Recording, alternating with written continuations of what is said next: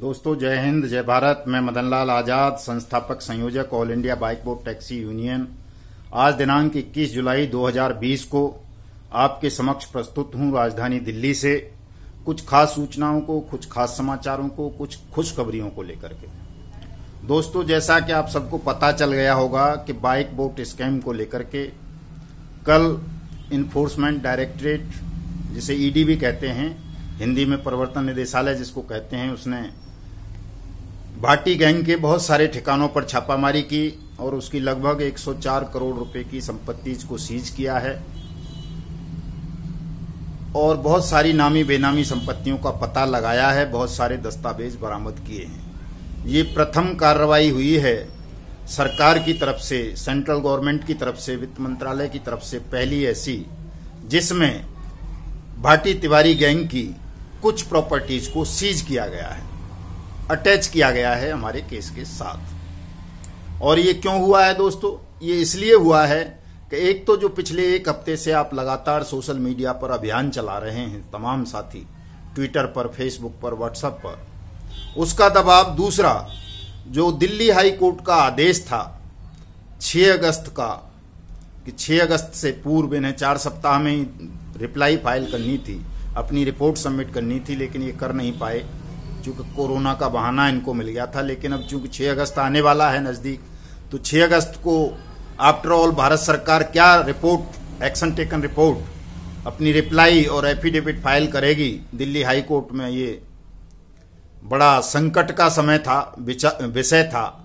तो इसलिए चूंकि अब 6 अगस्त नजदीक है, दिल्ली हाई कोर्ट में मिनिस्ट्री ऑफ फाइनेंस को, मिनिस्ट्री ऑफ कॉर्पोरेट अफेयर्स को, सेबी को, ठगों को और गवर्नमेंट ऑफ इंडिया को अपना जवाब, अपनी रिपोर्ट, एक्शन टेकन रिपोर्ट इस केस के विषय में दाखिल करनी है दिल्ली हाई कोर्ट में।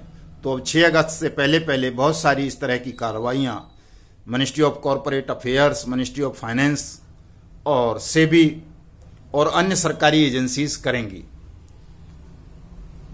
ईओडब्ल्यू जैसे उत्तर प्रदेश का है वो भी करेगा अपनी रिपोर्ट, वो भी पार्टी है, चूंकि उत्तर प्रदेश के गृह डिपार्टमेंट को भी इसमें पार्टी बनाया गया है दिल्ली हाई कोर्ट की रिट में। तो उसमें अब कार्रवाई रिपोर्ट फाइल करने के लिए तमाम सरकारी एजेंसियां 6 अगस्त से पहले पहले सक्रिय रहेंगी और वो 6 अगस्त को दिल्ली हाई कोर्ट में अपनी रिपोर्ट सबमिट करेंगी और बताएंगी दिल्ली हाई कोर्ट को कि उन्होंने ये बाइक बोट स्कैम में अब तक क्या कार्रवाई की है, भविष्य में उन्हें क्या कार्रवाई करनी है, पीड़ितों का पैसा जो डूब चुका है इन ठगों के पास बाइक बोट जीआईपीएल में, वो कैसे वापस करवाने का क्या प्लान है गवर्नमेंट ऑफ इंडिया का और गवर्नमेंट ऑफ उत्तर प्रदेश का। दोस्तों दूसरी ये हमारे लिए एक खुशखबरी की बात है कि चलो कम से कम एक श्री गणेश तो हुआ ठगों की प्रॉपर्टी को सीज करने का। और नोबल कोऑपरेटिव बैंक का भी नाम आया है। वैसे तो ईडी की उसमें कार्रवाई में बहुत सारी जांच के नोबल कोऑपरेटिव बैंक के ऑफिसर्स भी इन ठगों के साथ मिले हुए थे, लेकिन चूंकि बैंकों को बचाना चाहते हैं ये लोग, बैंक अधिकारियों को, दूसरे सरकारी अधिकारियों को, इसलिए उनके ठीक ठीक नाम भी रिपोर्ट में दाखिल नहीं किए जा रहे हैं। नोबल कोऑपरेटिव बैंक की जगह उसको नोएडा कोऑपरेटिव बैंक लिख दिया गया है, लेकिन वो नोबल कोऑपरेटिव बैंक है जिसके फर्जी चेक करणपाल और संजय भाटी ने आपको थोक के भाव में बांट रखे हैं।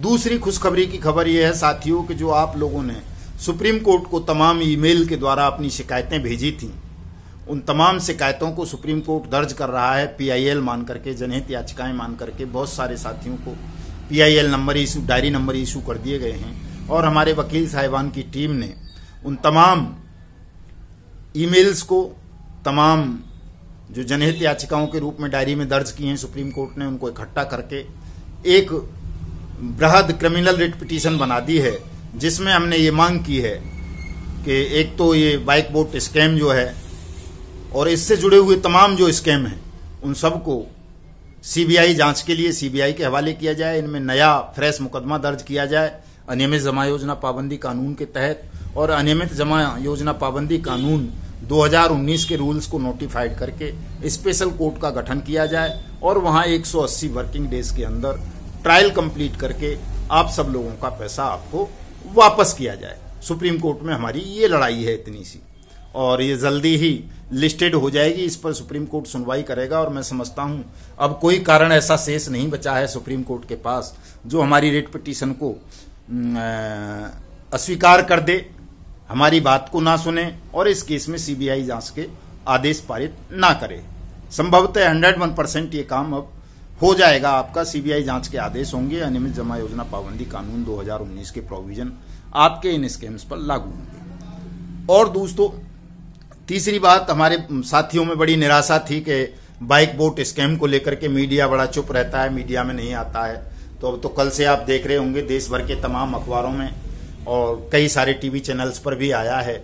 और ये सब आपकी सक्रियता के कारण हुआ है कि आप सक्रिय हुए हैं। आप बड़ी तन्मयता के साथ आप लोग मेहनत कर रहे हैं। मैं 10-12 दिन से देख रहा हूं इस चीज को कि हमारे बहुत सारे साथी लगातार ट्विटर पर सक्रिय हैं, बहुत सारे फेसबुक पर हैं, बहुत सारे व्हाट्सएप पर हैं और यूट्यूब पर हैं।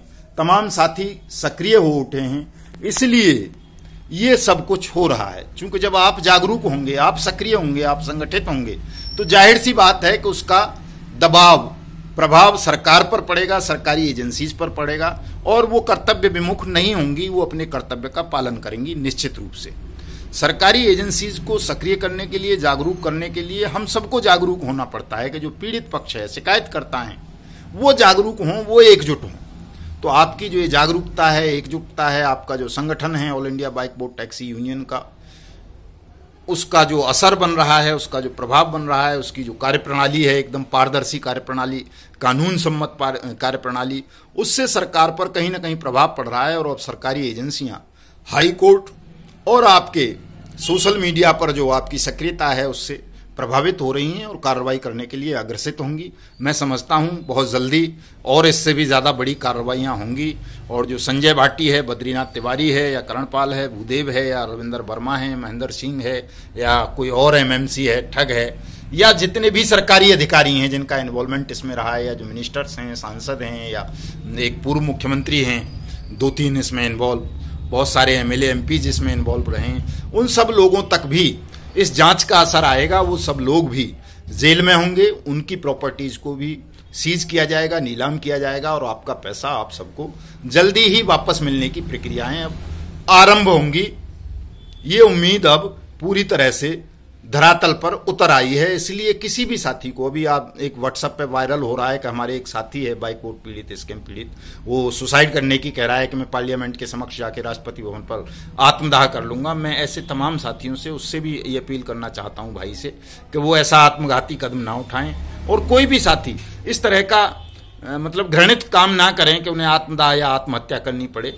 ये कानून की लड़ाई है, हम कानून के तरीके से इसको लड़ रहे हैं। सड़क से लेके संसद तक और संसद से लेके सुप्रीम कोर्ट तक all India bike boat taxi union आपकी लड़ाई को लड़ेगी, आपका पैसा आपको वापस दिलाएगी। आप लोग बिल्कुल निश्चिंत रहें, तनाव ना लें। अब आपका प्रथम चरण कंप्लीट हो चुका है, दूसरा चरण आरंभ होने जा रहा है हमारी कानूनी कार्रवाई का। आप सब लोग केवल एक्टिव रहें, जागरूक रहें, धैर्य रखें और ये जो दलाल हैं इन ठगों के, उन पर निगरानी जरूर रखें। दलालों के बहकावे में ना आए किसी भी तरह से, क्योंकि दलाल हमेशा ये प्रयास करता है कि उसके मालिकान को फायदा पहुंचे और इन दलालों के मालिक संजय भाटी, बद्रीनाथ तिवारी जैसे लोग हैं, ये चाहेंगे कि उनको पैसा ना देना पड़े, उनकी सजा ना हो उन लोगों को।